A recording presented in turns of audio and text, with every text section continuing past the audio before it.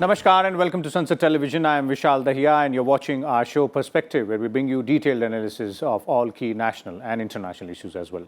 Today we're going to talk about the Russia-Ukraine conflict. In fact, it has been 50 days since Russia-Ukraine conflict began in the month of February, but there seems to be no indications of the end of hostilities between the two sides, despite several rounds of peace talks in the last few weeks. Several thousand people, including civilians, have been killed or injured and lakhs have been displaced due to this conflict. Meanwhile, United States President Joe Biden has authorized an $800 million U.S. military assistance package for Ukraine, saying his country will continue to provide Ukraine with the capabilities to defend itself.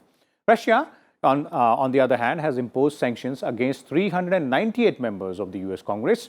Russian leader Dmitry Medvedev has also said that there will be no more talk of a nuclear-free Baltic if Sweden and Finland joins NATO.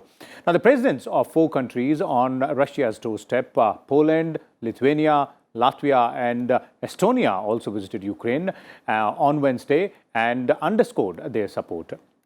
According to the Global Crisis Response Group, that is GCRG, whose report was released by the UN Secretary General, the war in Ukraine is setting in motion a three-dimensional crisis on food, energy and finance that is producing alarming cascading effect to a world economy which is already battered by COVID-19 and climate change as well. So today, in Perspective, we will discuss and analyze all aspects of this ongoing conflict. And for more on this, we're joined by a distinguished panel of experts. Let me first introduce them to you, beginning with Ambassador Alexander Khara. He's the former Ukrainian ambassador to India. We're also joined by retired Lieutenant General Sanjay Kulkarni, defense expert, and Dr. Shriram Chaulia, foreign affairs expert, is also joining us. Welcome, all of you gentlemen, to Sunset Television. I'll begin with you, Ambassador Khara, and let me start by, first all of us understanding what's exactly the situation on the ground out there in Ukraine after 50 days. It has been, 50 days of conflict which has been going on between Russia and Ukraine. First of all, I would say that this conflict is a major geopolitical failure of Russia, and Russia is going to diminish as a major political force or military force on the world area. If you're talking about our conflict, Russians failed to capture the capital, to capture the president or the top officials of Ukraine, because it was a primary goal for them. And that's why they retreated from the northern part of Ukraine and from some parts of the eastern Ukraine. Mm-hmm. And they decided to focus more on those republics, so-called republics, that Russia occupied back in 2014. So we are expecting a major offense in this area, as we call it, Joint Forces Operation area, where the most capable Ukrainian armed forces are located since 2015. So far, for 50 days, the Russians failed to advance any inch of the front line between the Ukrainian side and the occupied territory side. Okay. And they are doing pretty much success in the southern direction. They captured a major city, Kherson, and they're trying to advance to encircle those most capable Ukrainian forces to the east. Meanwhile, they are targeting a major city of Ukraine, not just destroying the key military infrastructure, but industrial infrastructure, energy infrastructure, and civilian infrastructure, as well as they are opposing high costs on several cities like Kharkiv, okay, which is nearby the Russian border, and city of Mariupol, which is important to connect the occupied territories of Donetsk and Lugansk, okay, with the Crimean Peninsula illegally annexed by Russia. Okay. Let me bring in General Kulkarni here as well, and Dr. Chaulia. I'll first begin with you, General Kulkarni. Let's understand, the strategic implications as well as the other global implications when we're talking about this ongoing conflict. A lot has changed strategically, diplomatically, economically as well because of this conflict which is now entered 50th day. Absolutely, Mr. Dahiya. There is no denying the fact that what had been perceived, thought, has not happened. And that is what is very important. You rightly brought out that COVID had almost affected the entire world. And what with the kind of situation, initially, if you look at it, I would put it this way, the Russians at a point of time always thought that, let's resolve it by talks. But somewhere down the chain, it didn't seem to work out. And when it didn't seem to work out, today we find that the Russians at a point of time in the world and wanting to say that they cannot be ignored. They are part and they cannot be isolated because they remain a huge country with a huge amount of resources and a lot of technology. So therefore, Russians cannot be ignored. However, is the European Union an entity which can stand on its own, or would it require America at all times? And therefore, where does NATO stand? Is NATO divided, or NATO is firing all its guns only from one shoulder, and that's America? If it's America, all alone America, then the European Union does not have a chance when it comes to Russia. Okay. Now, when Russia alone is concerned in the entire this thing, well, the Russians know very well that there are countries in Europe, maybe Germany, France, which are dependent almost 50% of their gas, which is to be given and exported from Russia. Both are interdependent. The Russians are dependent on them. They are dependent on Russia. But who's dependent more? Obviously, the Europeans are dependent more on the Russian gas and oil than anybody else's. Even if they would import from elsewhere, the Europeans suffer. Now, you see the kind of inflation over there. You see the kind of things that are happening. The sanctions are there on Russia. There's no denying the fact. The sanctions may not immediately come into effect, but slowly and steadily, the sanctions will show their effect on Russian economy. But militarily, where does the whole thing stand? I think hats off to the Ukrainians for able to stand up to the Russian might. There is no denying. But all said and done, the loss is of Ukraine. Ukraine is losing territory. Ukraine is losing a whole lot of people which are there, civilians and military people. I think Ukraine at this point of time, when they realized that they had been deserted by the European Union and all over, there was no kind of help can come, but the help is boots on ground. Okay. And that is where the Ukrainians are on the back foot. Okay. Yeah. Okay. You're right, General Kulkarni. There is a severe humanitarian crisis which is unfolding because of this conflict. Dr. Chaulia, apart from the humanitarian crisis, there's a world is staring at a perhaps crisis in the food sector, the energy sector as well, because of this ongoing conflict. And the economies, specifically of those developing countries which are or were dependent on these two nations, which are now, have been locking horns for almost 50 days militarily, that seems to have a lot of impact there. Yeah, Vishal, the spin-off effects of this war are really global. And you mentioned food, then there is fuel, supply chain disruptions, inflation is soaring worldwide.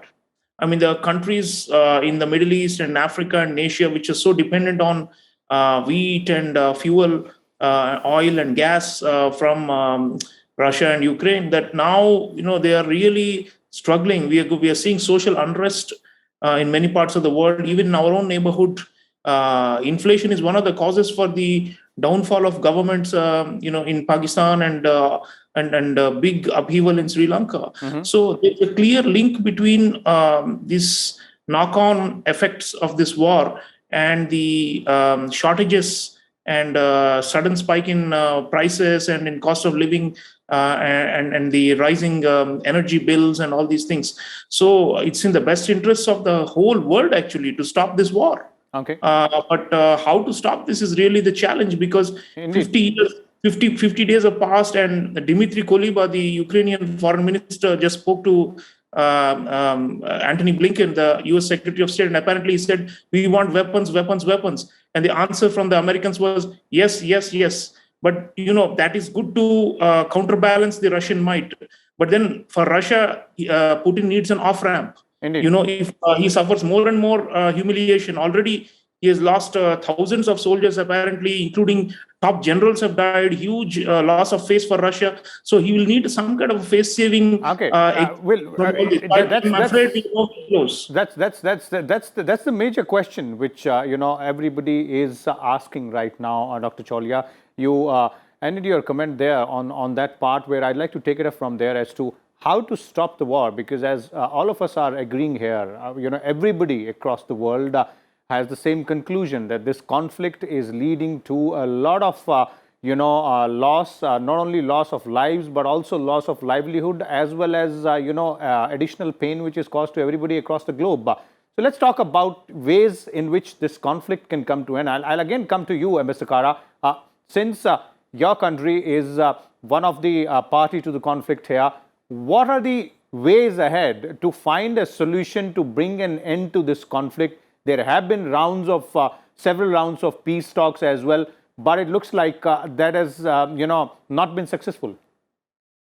Well, I'm a former diplomat, but I believe there is no room for diplomacy yet. And the major diplomats of Ukraine are our commanders-in-chief that are fighting Russians on the battleground. So until the Russians realize that there is no possibility to impose their will, to limit our sovereignty, to push us to recognize illegally annexed Crimea as their territory, or those so-called republics as the independent entities, and then limiting our ability to integrate into NATO in other structures, the war will go on. So Ukraine is a sort of obsession for Mr. Putin and his minions around him. And he actually ruled out any possibility to find a compromise with Ukraine. So they still are claiming that Ukraine needs to obey all those demands they put forward on the 24th of February. And they are not taking into consideration the huge losses of the Russian army. And yesterday, but Mr. Kara, what are the compromises which Ukraine is willing to make here to bring this conflict to an end? Well, I believe the beginning of the conflict, the justification of the conflict was the false presumption that Ukraine committed genocide against Russian speakers and Russian ethnic minority in the east of Ukraine. I'm native of the city of Donetsk, for 8 years occupied by Russia. And I would say that, and my mother tongue is Russian. So I would say that there is no any suppression of the Russian language. So that's why we cannot complete this demand from Russia. Secondly, we cannot denazify Ukraine because it's Russians who are behaving, and especially in Bucha, Irpin, and some other cities, as a Nazi, killing civilians, torturing, raping them. So what kind of compromise we can achieve if we are talking about the official goals of Russia? But if you're talking about the, let's say, NATO thing, because Ukraine wanted to be a member of NATO, and Russians are saying that they are waging war to prevent Ukraine. Okay. Back in 2014, when Russia illegally annexed Crimea and began a proxy war in Donbass, Ukraine was not aiming at NATO. We were a non-bloc country. Okay. Now, certainly we understand that there is an only way to preserve our statehood is to become a member of NATO. And Russia could not provide us any guarantees that it's not going to, let's say, kill us anymore or conquer our lands. And certainly the Russians are not going to give up on those lands that they already captured from Ukraine. So where is the compromise? Okay. General Kulkarni, listening into what Ambassador Kara is pointing out here, it looks like, both sides have deeply entrenched themselves vis-a-vis their own, perspective or their own ways of trying to bring this conflict to an end. But initially, if you go back a little bit, a few weeks ago, when the peace talks started, few of the points or, points of negotiations which were brought forward by both sides, one of them was from Ukraine's side to go ahead and get a guarantee of security from various stakeholders that included Russia as well as several other countries. Those peace talks have not bore any fruit so far. But if we have to continue and find a solution, in your views, what are the ways in which this conflict can come to an end? First and foremost, I look at it that you cannot equip a country at one point and then be saying we intending to stop the conflict. Because if you are equipping Ukraine with weapons to be able to fight the Russians, that means that is not what they're looking at. However, I think the aim is not very difficult. All that as I look at it, Ukraine has to convince the Russians, because after all, Ukrainians and Russians are neighbors, that Ukraine will be neutral. It will not at any point of time look towards the European Union or America for any kind of military assistance, and would not in any case become a member of NATO. Okay. That is something which the Ukrainians have to say so in no uncertain terms. And Okay, this point I'll take in here, and I'll take it back to Ambassador Kara. Ambassador Kara, is that acceptable to Ukraine? Well, it's possibly acceptable if there is a real guarantee of our security. But unfortunately, we've seen that Russia did not obey not just the UN Charter, OSCE Final Act, and the so-called Budapest Memorandum, according to which we give up the second largest nuclear arsenal. Okay. India has the nuclear arms for a good reason. And we don't have them, and it's the reason why Russia invaded us. So how we can secure our independence and sovereignty if we don't have, let's say, the strategic deterrence measures, Okay. or we are not a part of an alliance? It's not possible. Okay, so from Ukraine's point of view, staying neutral and getting the security guarantee are very closely interlinked out there. Yes, General Kulkarni, please continue. You're pointing out other things as well. See, then what happens is Ukraine has to accept whatever it be.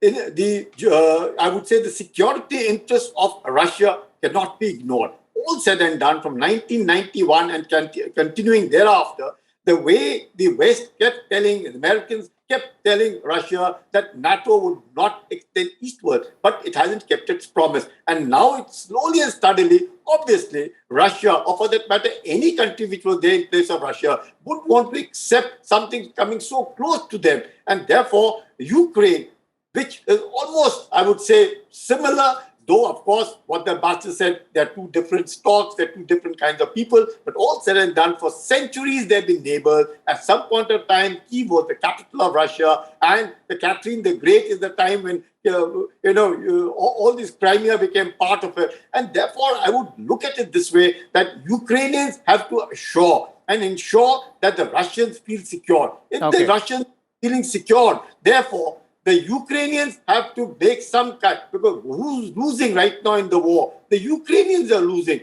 Obviously, the eastern Ukraine, the Donbass region, which were all along, the Russians had been claiming it, and they were separatists supported by the Russians. Slowly and suddenly, find Crimea has gone, Odessa will go, Mariupol has gone, Kharkiv have gone, Kharkiv, Sumy, all these areas, Okay. as the rightly said, Russians are not going to give it up, because obviously if they have expended so much of it, it is for them, unless there is a security guarantee given by Ukraine and supported by the West. Okay.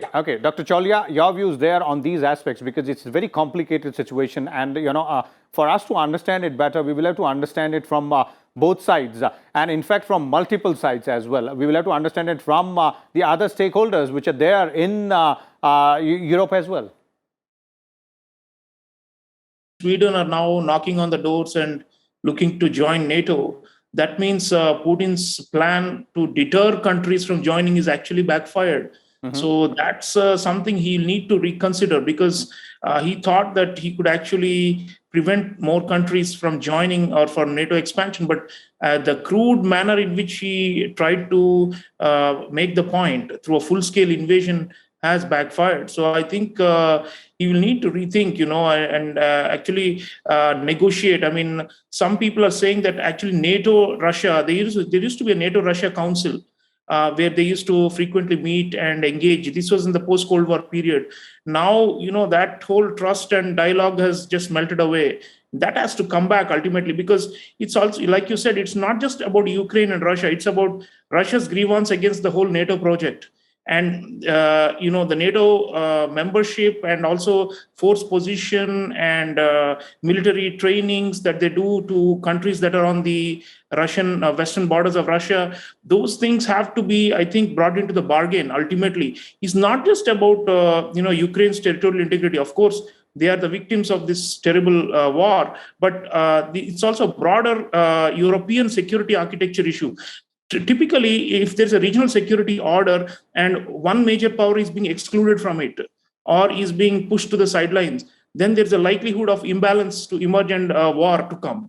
The same thing the effort to push Iran to the sideline leads to backlash and more violence. So I think an inclusive security architecture is ultimately should be the goal. Right now, of course, if you make concessions to Russia, it will seem like NATO is weak.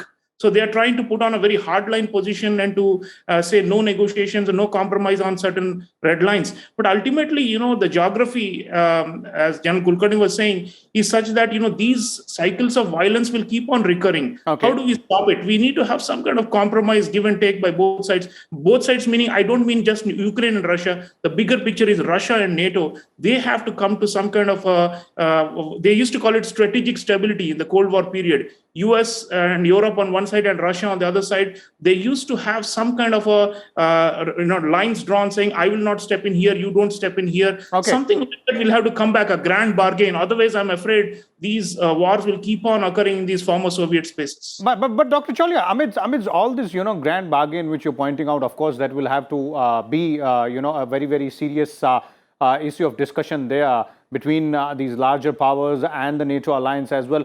But what about, the Ukraine's point of view, as Ambassador Khara was referring to, of the question of security guarantees? Because that's the country which, as General Kulkarni was also referring to, is losing territory in this war. There are people dying, there are people getting displaced as well. And what Ukraine, as Ambassador Khara was referring to, is looking for security guarantees in return for some compromises or promises from them. How can that take place?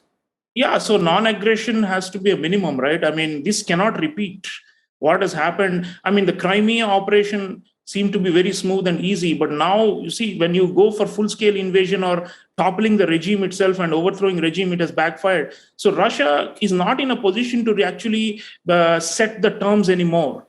I mean, the kind of losses they have suffered is quite severe, and the economic windfall of this whole misadventure is only coming home to roost in the next coming months. The projection is 8 to 10% loss to Russia's GDP. That's a phenomenal collapse. That's like a depression we're talking about for them. So even though they have oil and gas, and there's going to be a domino effect on the global GDP as well. There's going to be a domino effect on the global GDP as well on various countries.